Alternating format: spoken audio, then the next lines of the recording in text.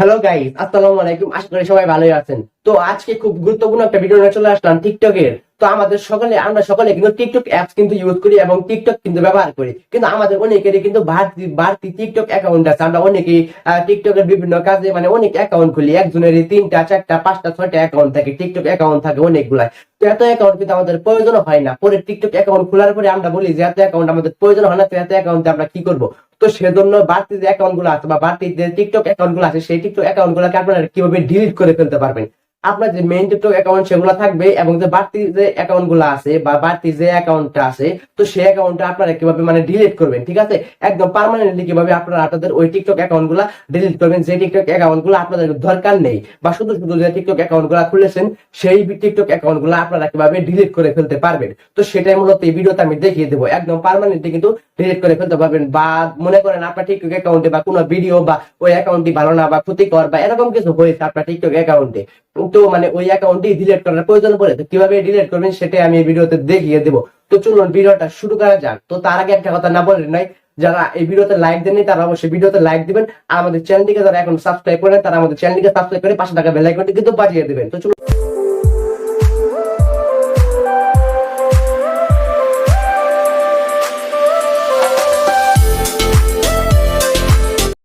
Hello guys, চলে আসলাম মূল ভিডিওতে। তো এখন আমি দেখিয়ে দেবো আপনারা আপনাদের টিকটক বাড়তি অ্যাপসগুলোকে মানে কিভাবে ডিলিট করবেন। সেজন্য আপনারা চলে যাবেন সর্বপ্রথম টিকটক অ্যাপসে চলে যাওয়ার পর আপনার প্রোফাইলে চলে যাবেন।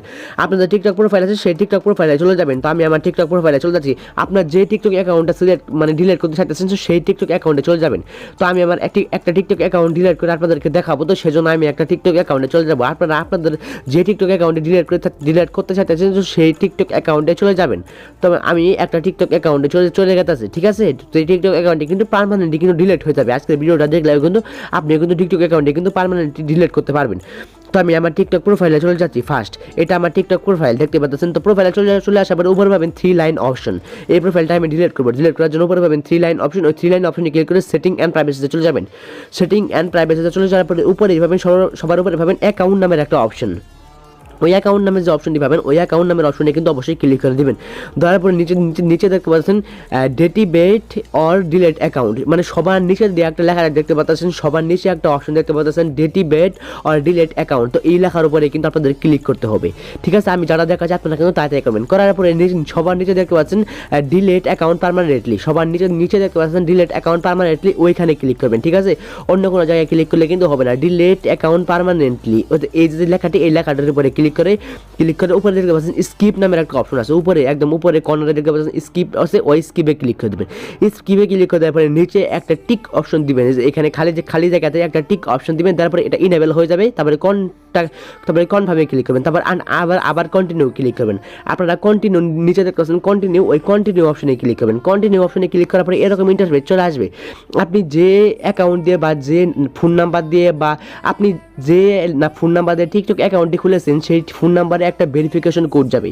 আপনি হয়তো আপনার টিকটক অ্যাকাউন্টটি ফোন নাম্বার দিয়ে বা ফেসবুক অ্যাকাউন্ট থেকে বা গুগল থেকে বা জিমেইল থেকে আপনি যেটা দিয়ে টিকটক অ্যাকাউন্ট খুলেছেন সেটাকে এখানে সিলেক্ট করতে বলবে, ঠিক আছে?